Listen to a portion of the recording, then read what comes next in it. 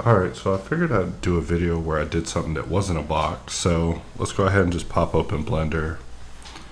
And I'm using this on the Cintiq, so we'll be operating full screen. But it's going to take a little moment to open for unknown reasons, but that's fine. And we're just going to go ahead and jump to full screen. I'm going to go ahead and Control 2, put a sub D on this. I gotta add that also this isn't going to be much of a tutorial.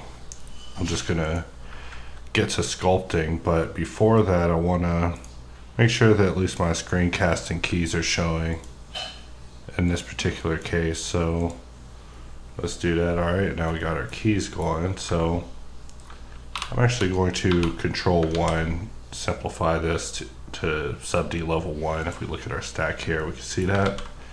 And visual geometry to mesh, we'll select this, Control numpad plus to grow it, we'll press I to inset it. Because our cursor's in the center, we can press numpad period to change our, or not numpad period, actual period, to change our pivot point to 3D cursor. And so looking at this from the side, I'm just gonna rotate this around. And we could probably grab this area as well, just rotate that. B, box select, it doesn't really matter what we do here. We're just creating just a really simple shape. So we'll press 3, go in face mode, extrude this, press 2, go in edge mode, grab this, move it forward, Alt X, and we'll use symmetry this time instead of modifier. We don't want to leave any remains. So we'll pull this back as well, Alt X, mirror just one and done over and over. We'll slide this over, bring this down, Alt X, that's that. We could take this edge, pull it in, Alt X, slide this down, Alt X. As you see, I probably should have used a mirror, but you live and you learn. So we're just doing some good old modeling here. In fact, we could use bisect mirror and just really just model, because I mean, we're not going to use any booleans here. But for generic character modeling stuff, that's when I would actually use bisect. Kind of strained having to turn myself to the side to work on the screen that's on the side of me, because I'm working on the sculpting tablet, but I'm using keyboard hotkeys. This is actually my least favorite way to work. I've thought of trying to stick a keyboard onto the Wacom screen and use that to get around. So, you know, actually that's enough modeling. I told myself I was going to do just a little bit of modeling before getting into the sculpting. So let's go ahead and apply that mirror, and let's go ahead and jump into the sculpt. So now I'm picking up my pen. I got my Michael Jackson glove on, and we're just going to get to sculpting here. So a lot of these new icons for cloth and the face sets, you know, I'm not going to be using these a whole lot. In fact, I've been experimenting with Simplify, but really need to get Simplify to work the way I wish it would for me to really start utilizing it in workflow. But you know, at this point we're just shaping, just kind of building things up, just playing with forms. At this point, since things are simple, we have so much control, but we also have so little control, you know. And these are things that I spend a lot of time talking to people about on the side, is surface control and just controlling things and keeping things simple, because you would think that in order to get things the way you want, you need to add more and more geo, but really simplification is key to control, at least in my perspective. So hopefully I'll be able to demonstrate that a little bit over the course of messing with this. This screen is kind of humongous, so I gotta apologize for not zooming in and working on it like a regular screen. Large motions require large gestures, which makes me tired. I always joke that working on this tablet makes me tired compared to using the Intuos, which I still use the Intuos with the rolling Nux setup. But with the Intuos, yeah, the Intuos is nice. I get to use the Pro Pen, and this Cintiq here is kind of old. So, and I'm just using a grab brush at this point too, just really playing with shapes. I mean, really that's as good as that's going to get. So let's talk about another tool here called, you know, he thought I was going to go to Dyn Topo. Back in the day, I would go into Dyn Topo and I would just fight surfaces and we'd be talking about building up surfaces and fighting them, but F that. Let's not do that. Instead, let's use voxelize. Pablo has put so much work into this stuff that now that I'm finally getting into it and playing with it, I'm like, wow, this is so much fun. So let's get in there one more time and let's actually divide it by half. Not that way. We'll put the cursor at the end and then divide by half. I wish everything just had a half cursor, so that way you could just divide it by half. But now, you know, we'll just get in here, hold shift, and just really hit this hard and fast like a renegade, just in and out, just smoothing these hard lines, because if we stay too long, we'll compromise the wrong aspects of the form. But if we do it just right, we can just get in and out, no problemo. And we could have used a subdiv to kind of lead things up, but we want to keep most of these blocky foundations just so we can play off of them later, because, I mean, we're just creating a bust here. So how hard could it be, you know? And we're just getting in here, just having some fun, staying safe indoors. In case you're wondering how I'm doing, I'm locked inside my apartment building. Tried to check the mail, couldn't check the mail. They really don't want us checking our mail, so I'm not checking the mail anymore. Fine, it was all stuff I didn't want to read anyways. So now we're sculpting. So there we go. Bam. How long has this video been? 6 minutes. Jeez, I got so long to hang out with you guys, so this is where things start to get fun. So we'll turn on Dyn Topo. We could voxelize it and go that route, but really I like to just start laying in control. So let's start talking about control. So the first thing you notice when you go into Dyn Topo is, you know, the brush is not really doing it for you. You know, it's like kind of pixelized on the surface. And because of that, in the hard ops menu, when you press Q, there's an option called toggle brush.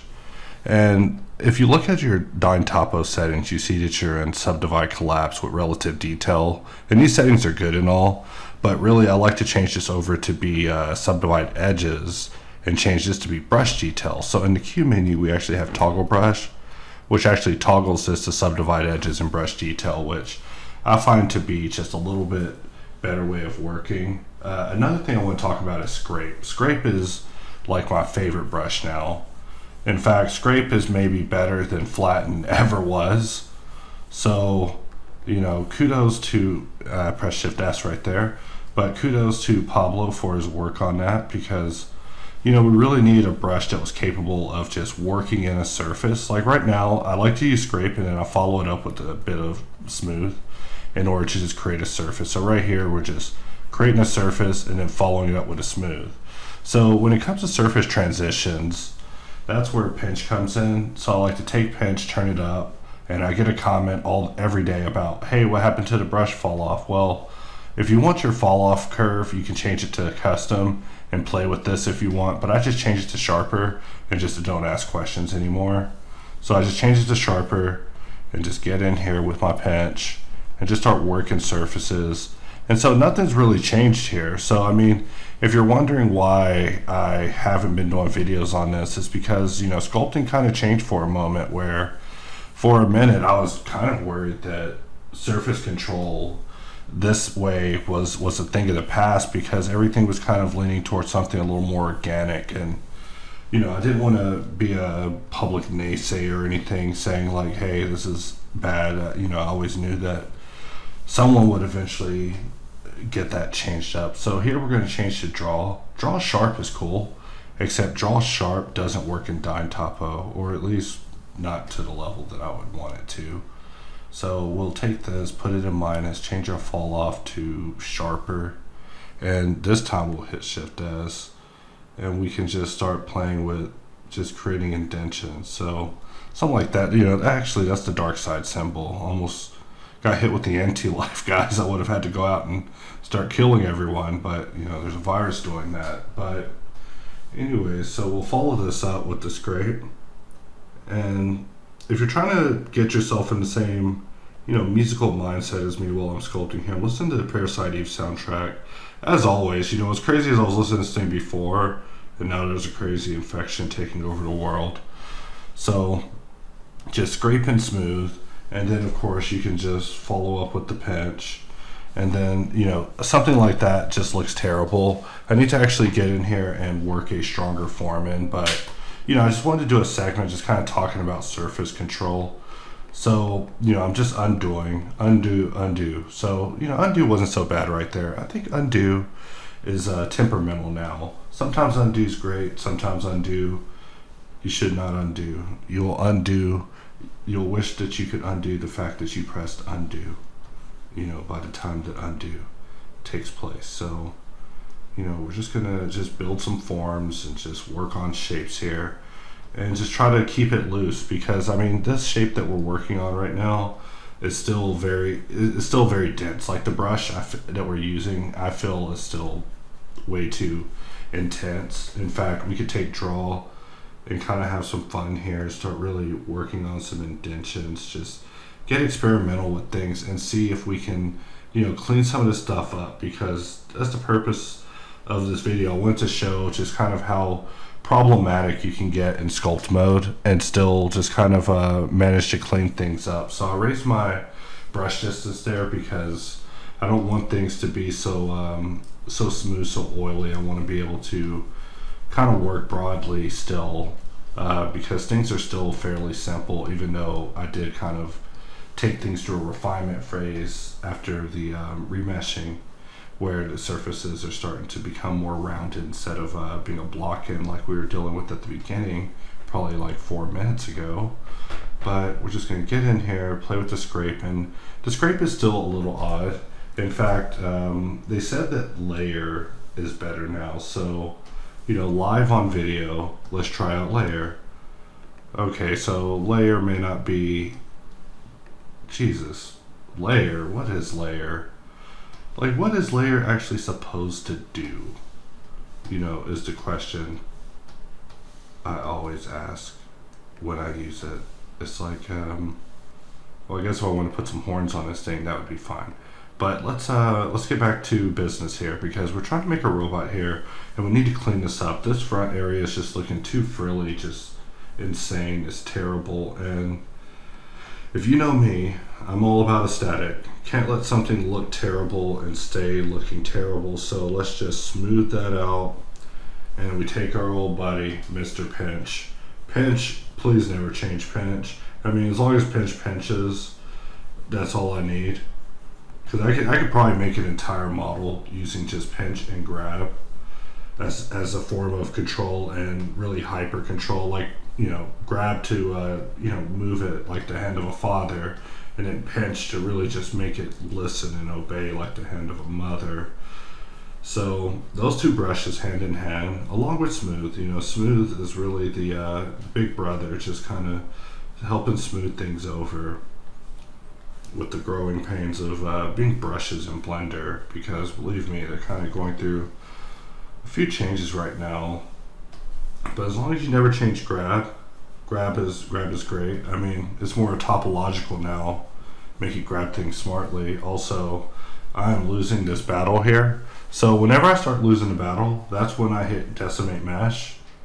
And decimate mesh will dial this back, but it'll dial it all back. And and look at that, undo just, what is that?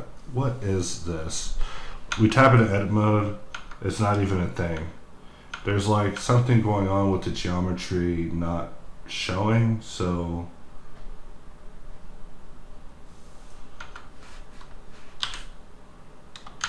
Alt N.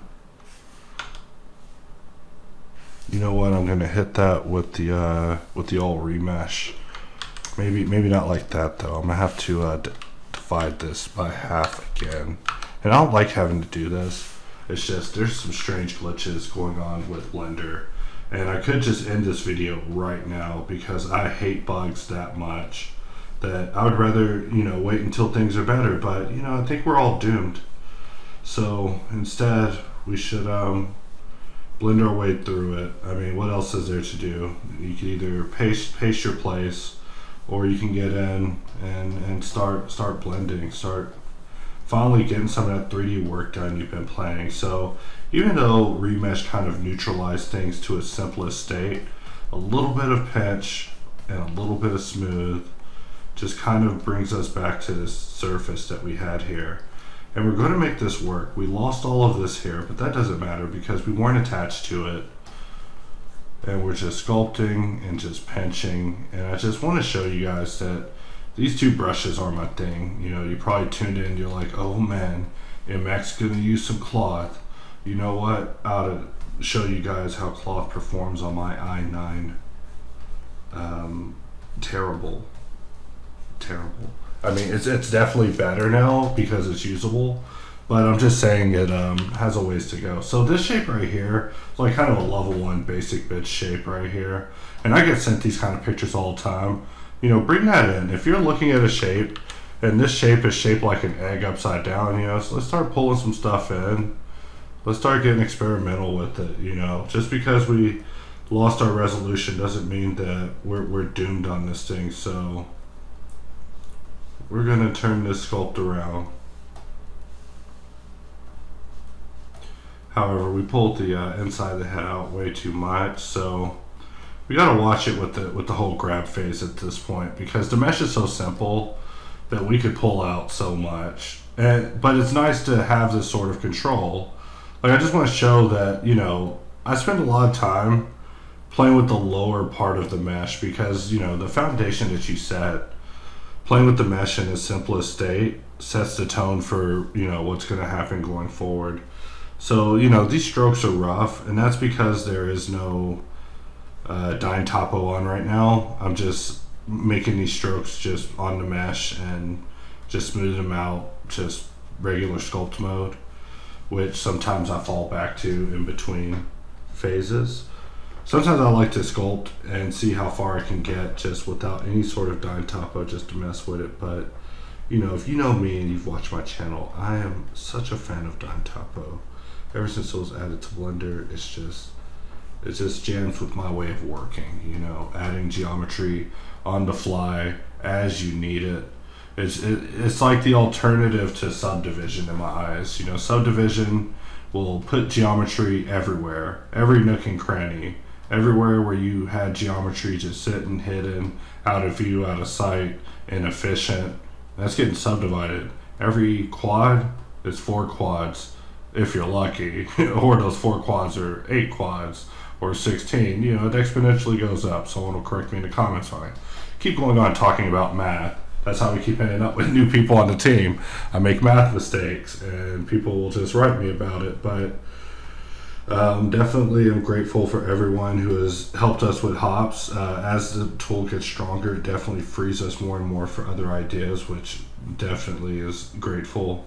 You know, sometimes it seems like all we do is work on hops, but couldn't be further from the truth. There's so many things that we're doing in between, and you know, I can't wait to show and talk more about it. I keep wanting to say, you know, I got screenshots that could blow your mind, but let's just keep focused because it's all about Blender today.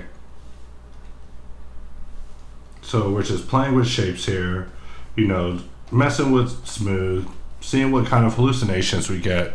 Jesus, we're 18 minutes in, so we got to pick up the pace here. So let's jump back into grab brush, which is our kind of workhorse here, and we're just pulling forms, just playing around, seeing what we get here.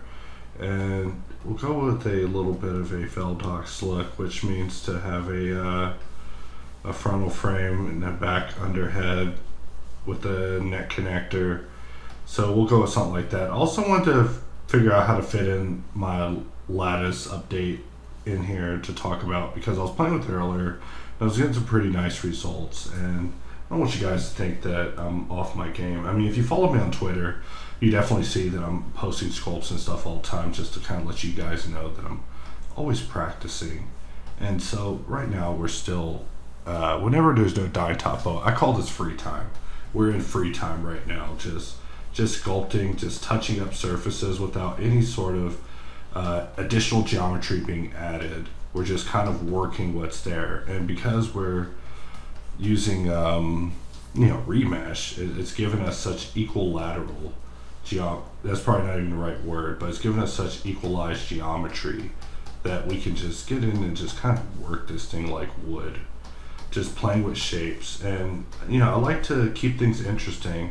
These planes that I'm pulling out are just things I see in the surface, and then I'm just hitting them to connect them using scrape. Of course, scrape is my new flatten.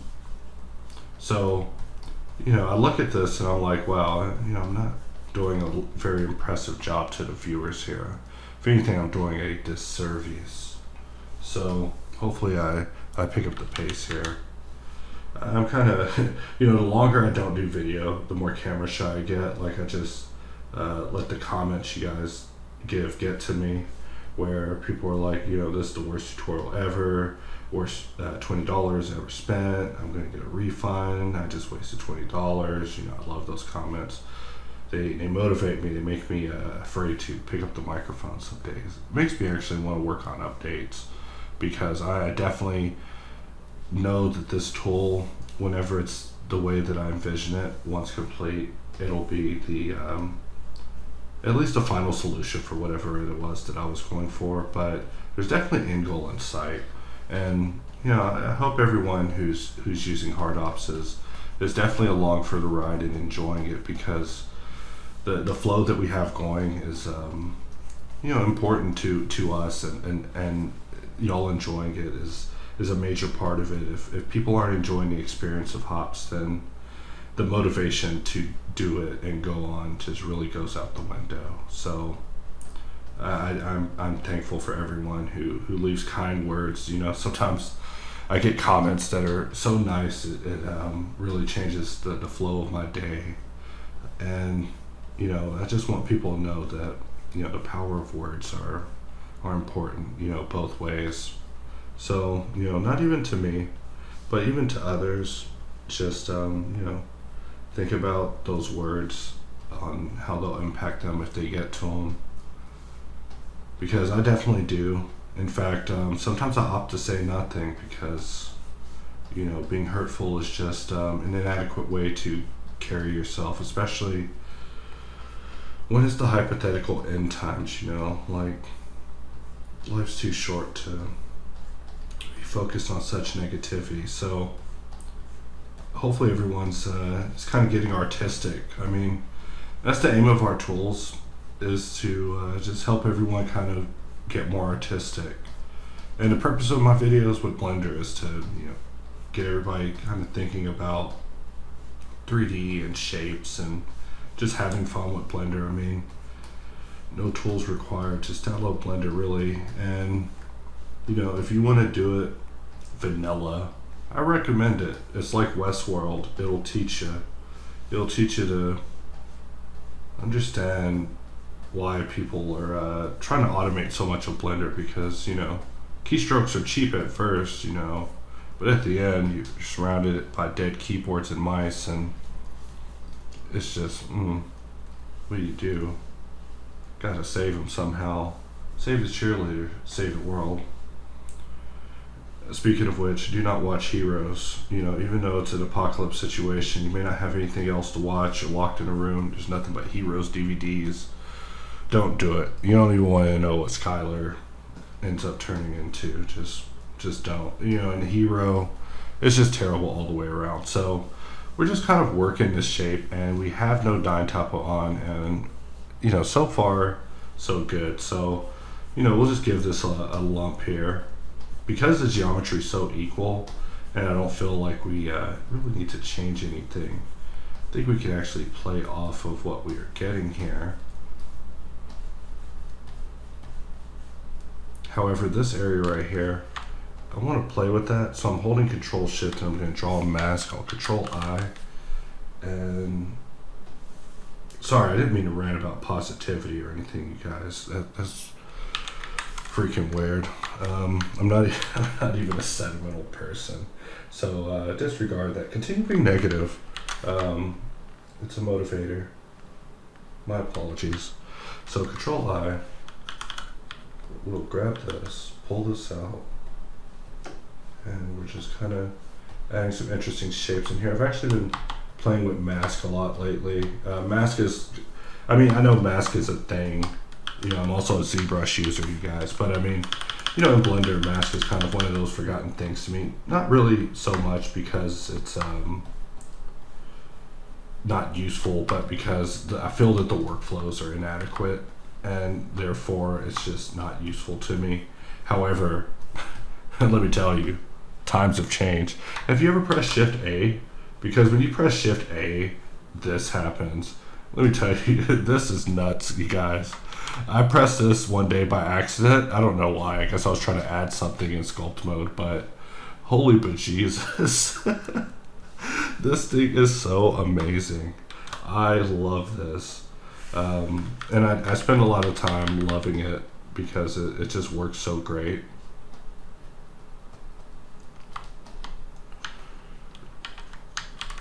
So I'm pressing Alt M. I got one hand over on the keyboard. I feel like a radio DJ.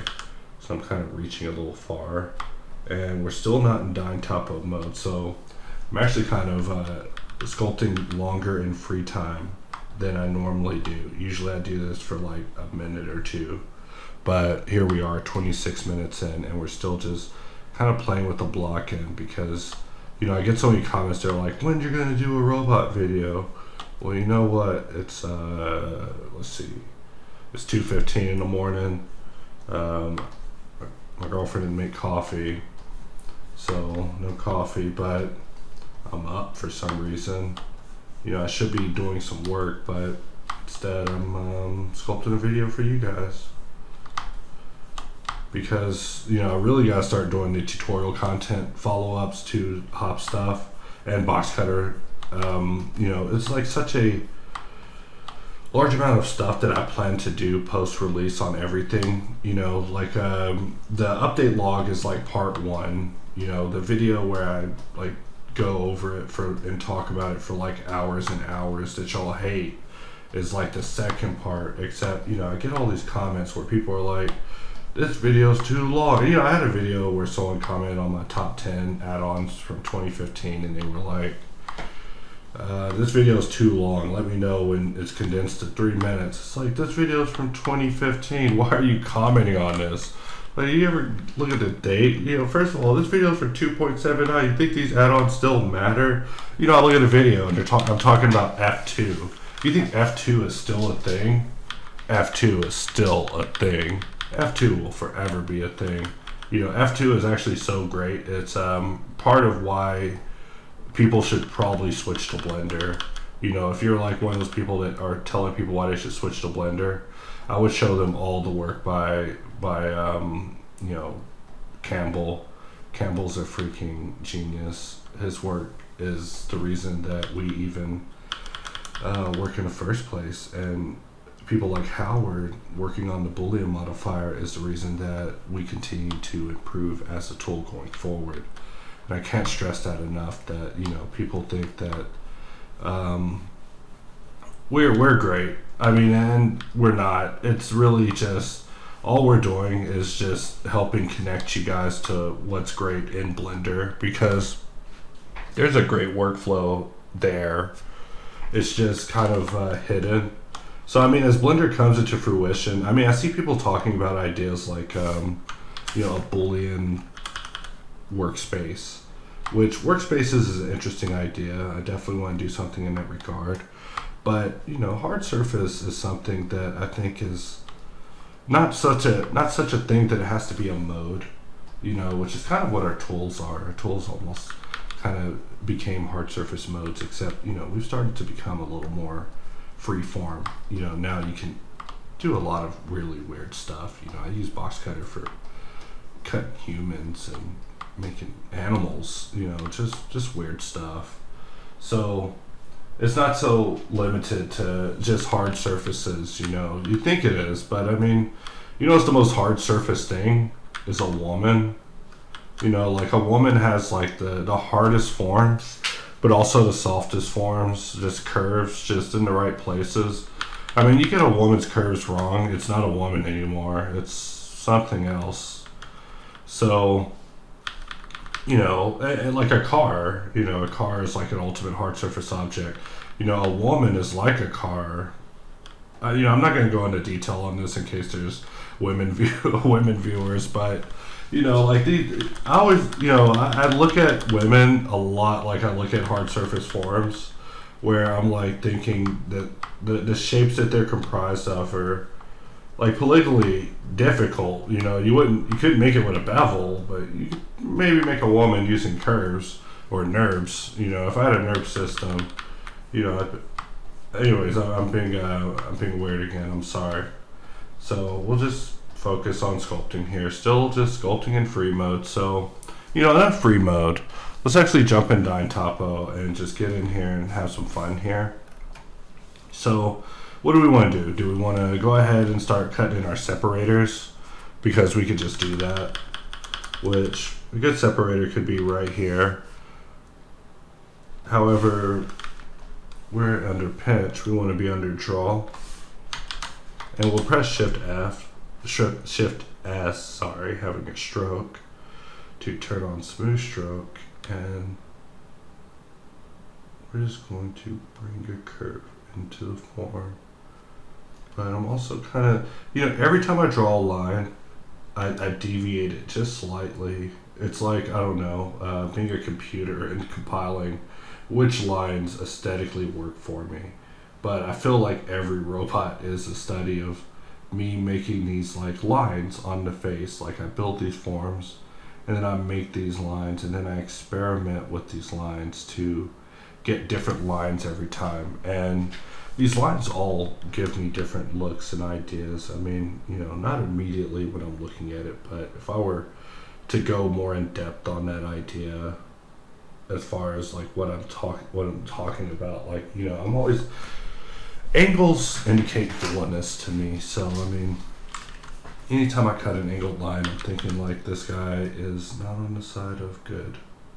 You know, this guy is someone that Dukes is gonna have to put down in the city of V. So we just continue dragging this across, and you know, look at this, and regrettably, I think that the stroke wasn't high enough resolution, so I may have to go through and touch everything up. But you know, by touching it up, I would go through and polish every line, just hit it with an underside of polish. But let me tell you, that'll just take all day. You know what's faster is to just hit it with the pinch. And I just wanted to make sure I showed this in a video where you just take pinch and you just move your hand so fast. You know, just so fast. Like, if you pinch too long, it won't work. But you have to just, lines, just tap, tap, tap, tap.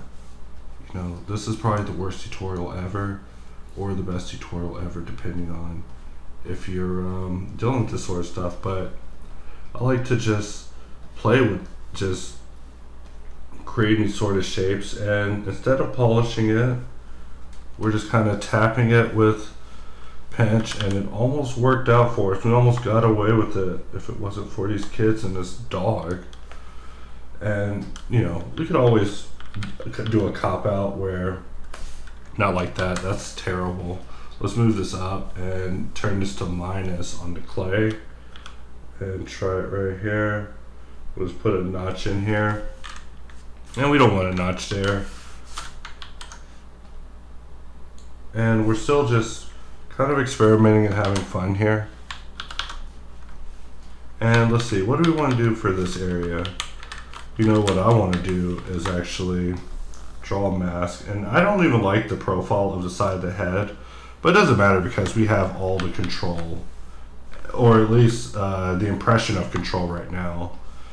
Because I am so obsessed with control when it comes to modeling and everything. I mean, you know, I think that's the thing I try to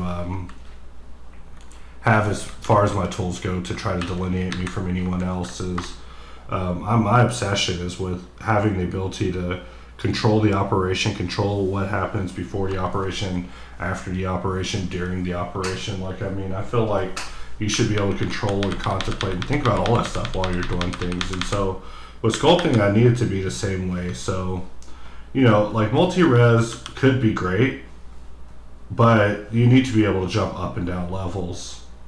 And I'm sure Pablo actually knows that, which is why Blender is talking about actually rewriting the sucker. But when we're able to have a true levels workflow in Blender, I feel that that will be something really handy for people that work in that style. But also, the thing that people never talk about is why it's so darn hard to make vector displacement maps. I've been trying to learn how to make vector displacement maps, and it is not easy. So, I mean, if you're an armchair expert in the comments and you want to tell me how some vector displacement baking happens, I'd love to hear it, because I've been trying to solve that mystery. I've been playing with X normal and making bent normal direction maps, and I don't even want to think about it right now. But we're just in here, just what happened? Is Dino Topo off? Because there we go. We'll just pinch it, but we'll also smooth it, but we'll also pinch it, but we'll also smooth it, but we'll also pinch it. And she's not holding. And done. So things are getting a little spicy here on the edge. I should have got a bottle of water before I started doing this video. You can't just sit here preach for 36 minutes with no water and just make it, but here I am gonna make it. Maybe. Actually, I'm gonna pause this, grab some water, and be right back. Alright, I had some water, and now I'm back in action. I'm actually glad I didn't deny myself water. Sometimes I'm a bit punishing on myself. I'll just deny myself, because why not? I'm me. Why not just punish myself? But we're back in the game, and we're refreshed, so let that be a lesson to you. Always get refreshed, kids. So here we are. We're just sculpting, touching up edges. We're in Dino Topo now, so that means that additional geometry will be added if we touch hard enough. We're doing a little bit of smoothing. Wasn't smoothing right there, but now we are. Just a little bit of relaxation, just to kind of build up the shape. And we're looking at it from the side, and from here we can actually begin doing a little more shaping. And this thing will change quite a bit in its shape over the course of this, but by the end should be looking pretty alright. Big deal for sculpting, at least what I try to tell people is confidence. You got to go in and believe that you're going to come out with something, because I mean you should be capable, if you have the imagination, to pull any shape into something a little more successful. If you're coming up with something inadequate. And a lot of my experiments are me just really creating what I see other people do that I consider terrible, and I'll try to recreate it and correct it myself. I won't post it online or anything or talk to them, but I'll just kind of mess around with it as a problem solving exercise, because the forms that are just round and simplified with lines on it are something I see all the time, and I definitely am curious as to how it happens, because sometimes I see that there's a lack of conviction in it, that people don't see that there's issues with the form, and so they'll take it all the way to the bank. I mean, and there's no rules for this, like me personally, I'm the stuff I'm talking about are rules according to me, according to my sense of design, which is technically slightly flawed, because I'm obsessed with this particular form of robot that is kind of soft but also very destructive feeling, but kind of threatening, but also a little military-ish. Is kind of, these are like the words floating around in my mental tag cloud in my brain whenever I'm coming up with stuff. Probably stuff of a lot of hard surface designers, just DARPA and robot and military and Black Ops and cheeseburger and kitty cat and stuff like that. So let's continue on. Just going to switch over to scrape here, and scrape is just really good when you put a direction on it.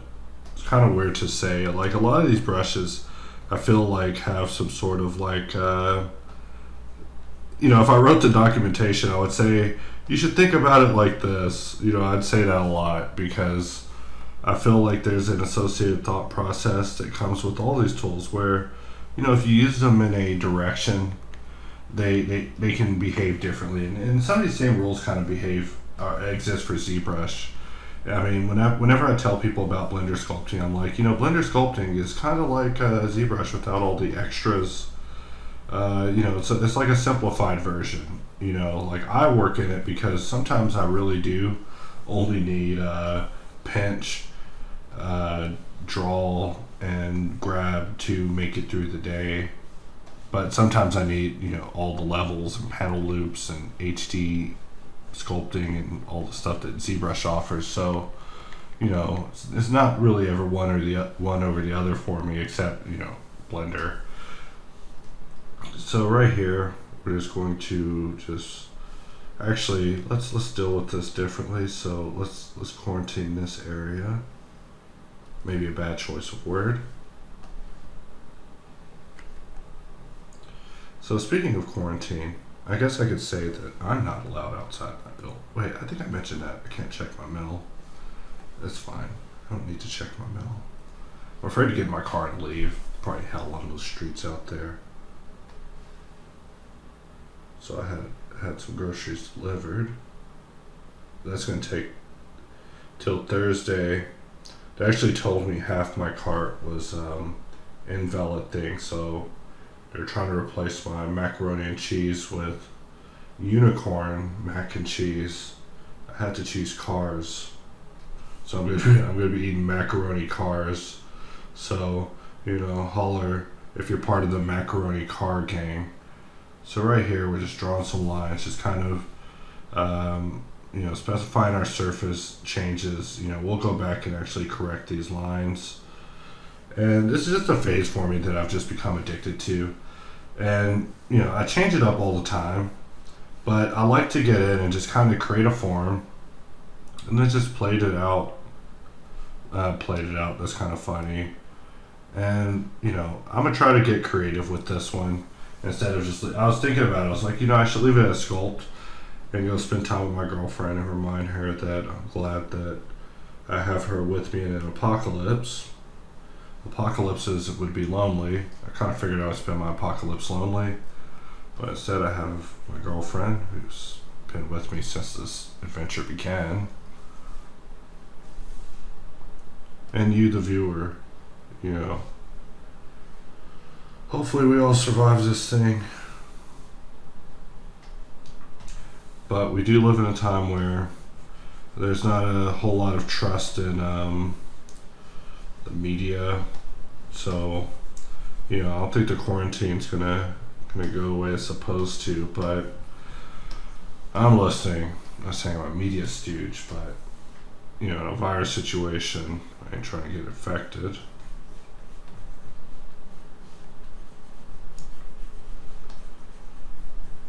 So we're just working on the back, just creating some real basic shapes here. Nothing complex. We'll put a line where we need it. We don't even need lazy mouse anymore. I mean, we probably do, but I don't. You can just take it out. No, I'm kidding. Please don't remove lazy mouse. I was just being sarcastic, making boisterous. And my arm's already getting tired from making very large strokes. If I was on the N2O, I'd just be flicking the wrist to do this stuff. But instead, I'm like hitting a golf ball, swinging across this very large screen. And there's bigger ones. I wouldn't get one. There's actually a 13-inch Wacom on the computer out in the living room. And I've been spending some time sculpting on that one, and it is just so freaking fast. So, if you're ever wondering about getting a pen tablet, just know that, the small ones, if you're the type of person who writes really small, like me, I could only write good if I wrote small, really small. The bigger I wrote, the more you could see that I was a terrible writer. But the smaller it was like it was great. My wrist is accurate for like 5 inches, or no, sorry, 5 millimeters. I was inaccurate there. You know, always had problems with measurement. So just working on our shape here. Just cutting in here. And we can still get creative with this. Like, as I'm working on this, I'm pondering in my head, I'm like, what can I do to this next to, you know, impress you, the viewer? Because I'm just sculpting, just polishing surfaces. And as I polish surfaces, they converge. Like right here, there's now a hard edge. And I could grab this and play off of it and make that a plane. You know, really force that in. And actually, that plane's not going to happen. That plane pretty much exists like that. So that's fine. That's fine. I saw a hallucination of something that wasn't there. Gotta pick your battles. Unless you really want to win it, then you can force a plane in there. But right here, we're going to just go ahead and bring that in and have a nice transition with our back here. And maybe we can actually deal with this thing kind of quickly, you know. Like normally I would retopo this and start dealing with that, and that would become a whole saga. And I'm not saying, you know, I'm not going to do a little bit of retopo on this thing, but let's zoom back, take a look at this. This is what we have so far, which isn't bad, you know.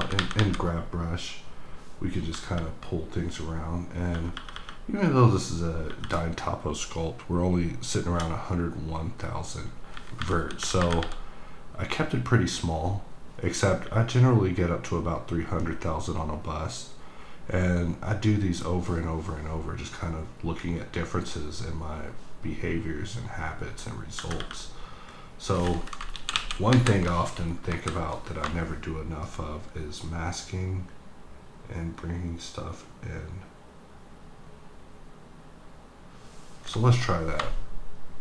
So we'll do that right here. Just mask that off.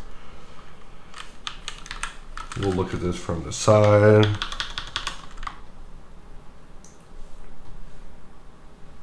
You know, sometimes I go outside my office and I'll catch my girlfriend standing around. And I'm like, what are you doing? And she's touching the thermostat. Then next thing I know, it's hot in my office. So now as I'm working, looking for the grab brush, lost because I'm already on the grab brush. What's wrong with me? It's because it's getting hot in here, and I'm not taking off my clothes because, you know, it's like hyper flu time. So, you know, no one's taking off their clothes right now.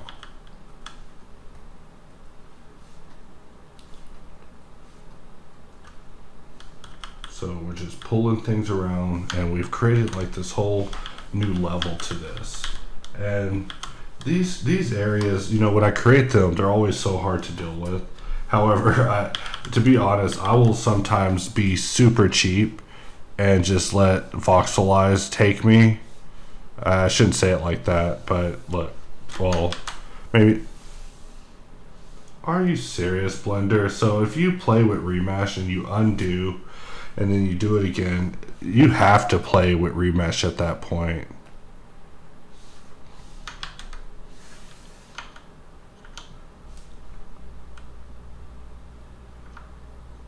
Is there any way to undo such a situation? Maybe if we divide that by half and then remesh it again, get a little bit closer. Except we're going to have to remesh this by a lot to make it through this. Like that. And I don't even like having to remesh it at that level, because voxelization is always just so gentle on the mesh. So we'll do it at by half, by half, by half, by half. And now we're getting somewhere. And so, you know, this is actually a little better than what we'd be getting if we were in dyed topo, sort of. you know, really losing our edges there. So we gotta play it safe. You know, mistakes were made, but that's what happens whenever you're using experimental blender. But you gotta roll with the punches. I've actually become kind of good at just rolling with it. You know, like even if I get hit with a crippling bug, you know, they're like, this mesh may never walk again. You know, that mesh is gonna have to fly. You know, this mesh has gone through a lot, and I haven't saved once. You know, we've just been talking with this for like 50 minutes. It's one of those Jesus take the wheel situations. We're just gonna see just how good things get for us, you know. But sometimes I don't save a file until the file becomes worthy. You know, sometimes I let autosave take the wheel. However, you know, there's a weird bug where if you have like 15 blenders open, you know, eventually the autosave system just fails you so hardcore, and it's a tragedy. So, you know, with that, let's not play with our luck anymore. So I'm just going to go ahead and hit decimate mesh because I don't want 4 million on my screen. You know, 4 million tries, 4.7 million tries. Wowie. You know, no wonder the quad remesher worked out so well. It would definitely work out so well when you're willing to give it that many voxels to make your mesh just whole again. You know, the issue with the holes is terrible. I'm sure it has something to do with the whole face sets thing, but I have no complaints about it. You know, you can mess up sculpting all you want in order to improve it in the future. But look at us sitting here just waiting on decimate mesh. You know, sometimes decimate mesh can take a moment, but also as a Blender user, it's important to know your computer's limits. Like me personally, I start to panic if my polygon count is over 1 million. And here we are sitting at 4.7 million, just waiting on it to go through this decimation process. However, I really want this mesh. And also, if I save this mesh with 4.7 million, that mesh is probably going to be over 100 megabytes. So, you know, those sort of situations aren't going to be worth it. However, now we've jumped it down to, let's see, 1.1 million tries. So we'll press Q and decimate mesh again. And just wait for that. And every time we wait, it'll just get a little bit shorter, just a little bit shorter. So, you know, normally I would pause the video and let this process run through, but, you know, we're just chilling tonight, guys. We're just sitting here, surviving, waiting in our houses, surrounded in toilet paper probably. And now we're down to 74,000. So, you know what? I actually like to decimate it even a step too far, and that's actually a step too far. So something like that will actually do. And so at 74,000, we have a pretty good looking mesh. Here's our result. We got our lines, you know, the lines are somewhat there. Cavity and shadows on, so things are a little bit exaggerated. And at this last second, we can get in and really play with our forms and get things just a little bit interesting before we pull out of sculpt mode, because there's still enough geometry for us to have some fun. We don't want to lift it too much like Samus, but definitely want to bring them out like some pauldrons. You know, I'm always thinking humanoid, even with robots, so there's like these shapes I'm always going for because I'm always thinking of humans somewhat.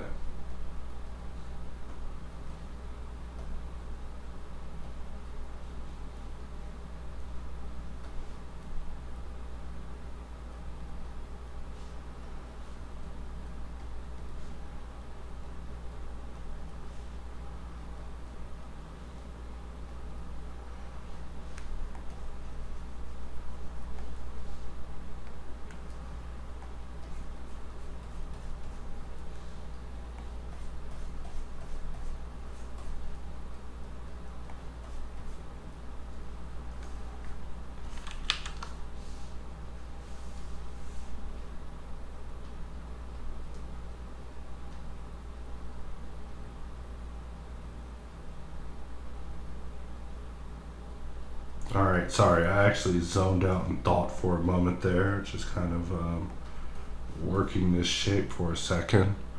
Also, I had to look over and make sure I remember to unpause, just tap it a little bit smooth occasionally, because what we see here is pretty much what we're going to be stuck with. And with that, we can go ahead and jump out of sculpt mode and back into object mode. And I will take off my glove, check on the air conditioner, and move this to the other monitor.